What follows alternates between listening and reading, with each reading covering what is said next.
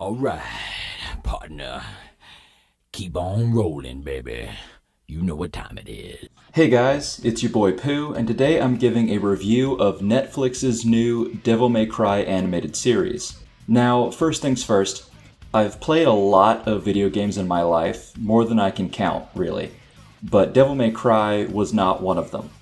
Many of my friends have beaten the games, and I've just bought the bundle, actually, but I have yet to play them. So this review will not be on if the series is a faithful adaptation, but it will simply be a review on its own merits. That being said, I do know a small handful of details on the series, but it's very sparse, mostly from cultural osmosis and my friends talking to me about it.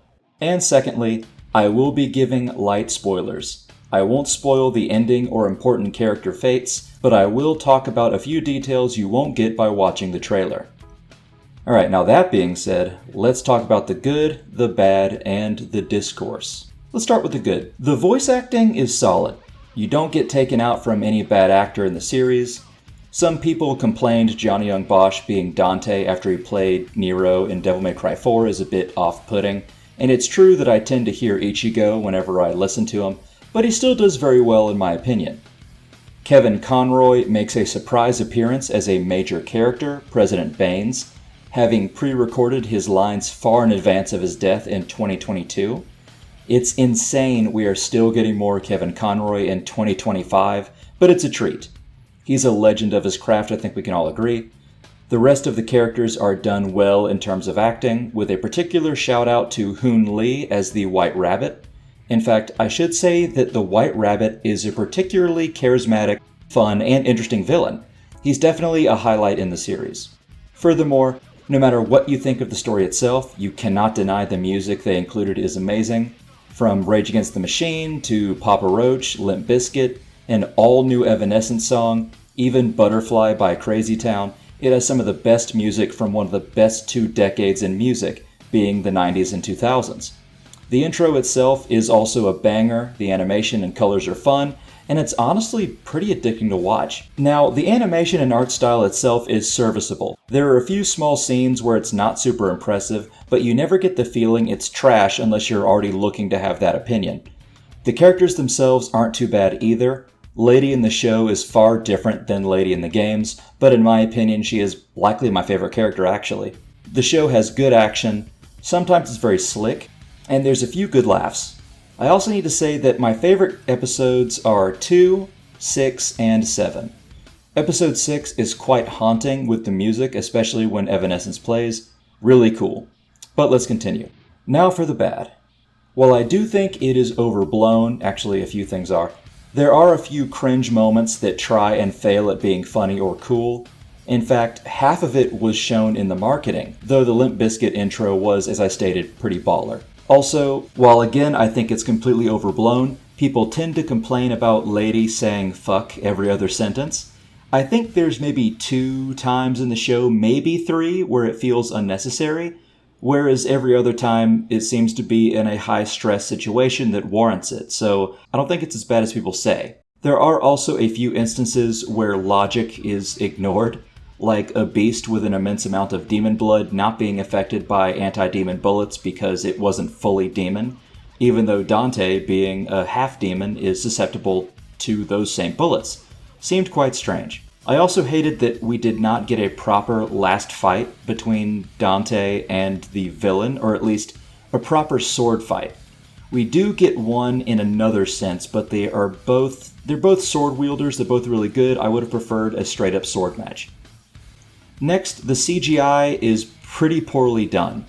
While the 2D action holds up relatively well, they include CGI fairly heavily in the middle of the season, and it's honestly pretty inexcusable for the most part. There's literally no reason for it to look like a 2005 children's show. There's also a character death that occurs that seems somewhat pointless, and it's really hard to pin down exactly what year the show is in, as it seems like it could be between 1995 to now, but at the same time, there are various pieces of technology that we don't even have now, though they are used by special operations teams like Darkcom which means it could simply be secret tech the public is not aware of. Now, likely the biggest problem people have with the show is that they perceive that there is useless politics shoved into it, meaning contemporary politics that are prevalent right now in order to push a message that hinders the authenticity and original theme of Devil May Cry. Now, I have seen the show twice. Once to simply watch it, and another time to write this review, so I made certain I got the details right. At the very beginning of the show, they do showcase a political debate on television and a crackpot on a stream, talking about Russians and lefties and rightoids. I was somewhat confused because apparently the crackpot on the stream was based off of Asmongold, who the creator of the show, Adi Shankar, likes. But the biggest complaint about the show is that it's being too woke and leaning a bit too left-wing, while Adi Shankar actively enjoys this somewhat right-wing figure being Asmongold, yet he also portrays him as being some disgusting weirdo. Now, I do kind of think Asmongold is a disgusting weirdo, but that's beside the point. It was clearly a caricature of this person, even though Adi Shankar is actively a fan of his, who somehow made a show that was a bit too left-wing for some people. It doesn't really make sense. Now, I will say I don't think the show was really leaning extremely far left-wing. I admit myself that I don't tend to like contemporary politics being put into shows, especially if they already have pre-made themes. Like, if people want to shove a narrative on pro or anti-immigration, or they want to do something along those lines, they should not use an existing IP to do it. They should just make their own show that gives that commentary. But I also don't think that Devil May Cry really did that to a huge extent, at least to the extent that people are saying. Now, another large criticism of the show is how they portray humans as the real bad guys, and that demons should not be judged by the fact they are demons. There is some of the latter in the show, but the former is mostly not true. The Netflix series does not portray humans as bad guys. It takes a middle-of-the-road approach. In fact, it takes the approach that Yu Yu Hakusho does. It treats the leaders of both humans and demons as being tyrannical despots. It shows both humans and demons can be monsters, and innocent people on both sides of the dimensions can be hurt from useless fighting. Although, just like Yu Yu Hakusho, it does portray the demon world as being inherently more hostile in terms of life, with random monsters roaming the wilderness. And it also is a given that if the wall between the worlds was broken, then the humans would lose. Mundus, the king of hell, or Makai, is simply that powerful, as are many of the monsters behind the veil. That being said, there is a heavily criticized scene of a military operation being conducted on the demon realm, showcasing airstrikes and bombs blowing up demons while American Idiot by Green Day plays. Many have found that cringe, and while I believe it is a bit on the nose, it's also pretty clear it's not trying to portray as all humans are bad, or that all demons are victims, or that hell is some weak place they can conquer. It's being critical of a first strike attack in a needless war between the species. Again, probably the fact that this likely is nothing like regular Devil May Cry could exacerbate people's opinions on this or the series at large, and I completely get it. I feel the same way about Rings of Power and Wheel of Time, as well as the Star Wars sequels. I loathe them, and it makes me pick them apart for everything, no matter how minor. This gives me great sympathy for the people shitting on the series, because I really do understand. That being said, the fandom's opinion is quite divided. I know longtime Devil May Cry fans think it's the Holocaust, whereas others I know have enjoyed it. Although, before I end the video, I do want to say this. I did see a comment someone said on Twitter, saying something along the lines of, "Man, maybe we shouldn't have joked that Dante is that silly pizza guy so hard." And they have a great point. Now, I don't know about the Devil May Cry fandom. This might have nothing to do with them. At all. However, as many of you know, I am a part of a handful of other fandoms quite heavily, and fandoms can often be their own worst enemy.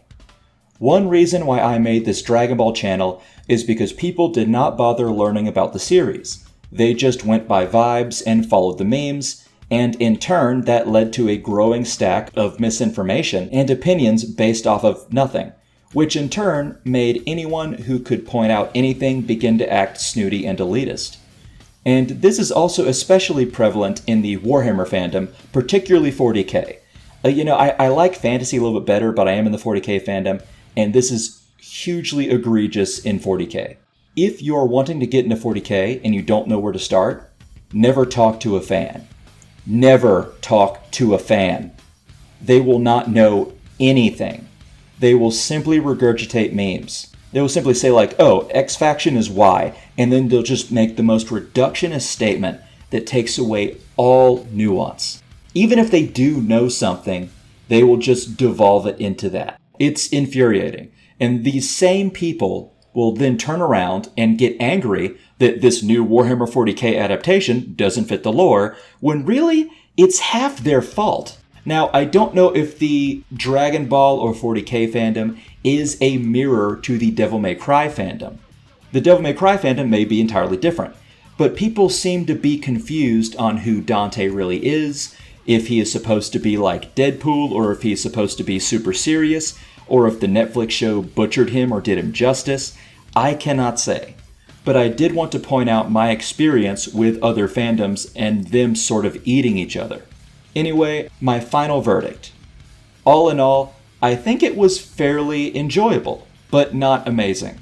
I think that people are given an inch of faults and making it into a mile, but I also can appreciate and even caution people to be on their toes, because while I do think their complaints are mostly unwarranted or at least overblown, it is my opinion you should always be a harsh critic on an IP you enjoy.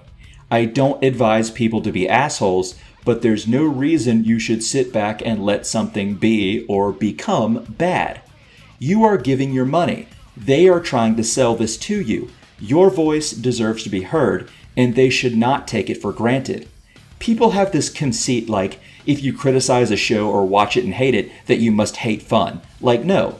That's just them expressing their distaste so the creators can listen to it and do differently next time. That is valid. That being said, I would give Devil May Cry, the Netflix show at least, a 7 out of 10. As someone who is not very familiar with the Devil May Cry series. Again, enjoyable, slick, but does have some cringe, some light political themes, maybe twice, maybe 3 times at the most, and should have gotten rid of the CGI. The CGI is inexcusable. Okay everyone, hope you thought this was a good or at least fair review. Thanks so much for listening. My links are in the description below, and always remember,